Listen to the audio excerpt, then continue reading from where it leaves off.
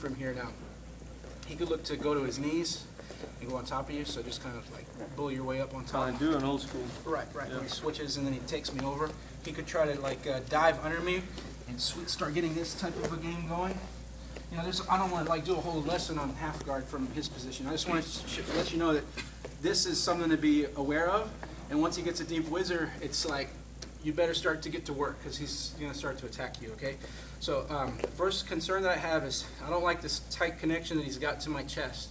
So I'm going to hug his arm, but I don't want to go in close to his armpit like I would if we were doing like takedowns. This actually helps him keep close to me, and it compromises my base on that side. So now if he decides to sweep me that way, my arm gets kind of stuck in there, right?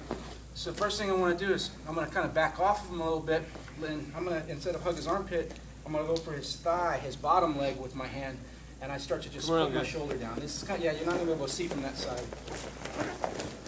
So this hand here, I'm looking for that bottom leg, okay, with my palm. I want to go as close to his knee as I can. All right, so try to lift me or do something with that underhook now. He's getting crushed down. See, I kind of smashed his arm down here. My second thing is I got to get my leg free, because if I don't, then I'm right back where I started, okay? So what I'm going to do, you can keep the half guard. I'm going to get up on my toes, and I'm going to try to cut my knee between his knee and his ankle, not between his knee and his hip, which is where most people try to pass, okay? If I were to try to go through, let me just get my knee through a little bit. If I were to try to go through here, Daniel could now go to his knees easily. All right, so come back. So what I want to do is I want to put my knee this way, so that if he goes to his knees, I got all my weight on his hips here. He's getting squashed, okay? And I'll just keep the pressure. A lot of times what I'll do here is I'll pull his head in. You won't always catch this hold, but it doesn't hurt to try it. You can start to catch this Darce choke right here as you come around. So I just shoot deep and squeeze.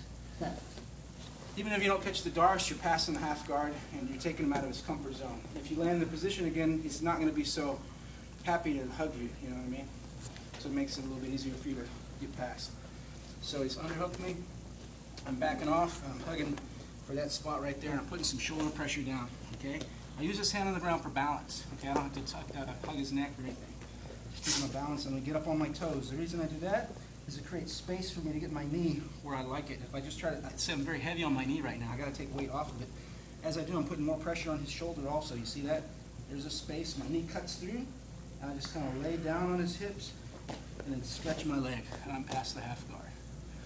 What I'd say probably you want to try to stay away from is don't go real fast towards his head, because he's just going to go to his knees.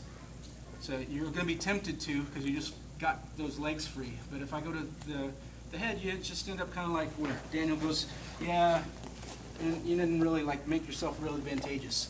Just kind of stay where you are and then try to see what's available at that point, okay? Let's give that a shot.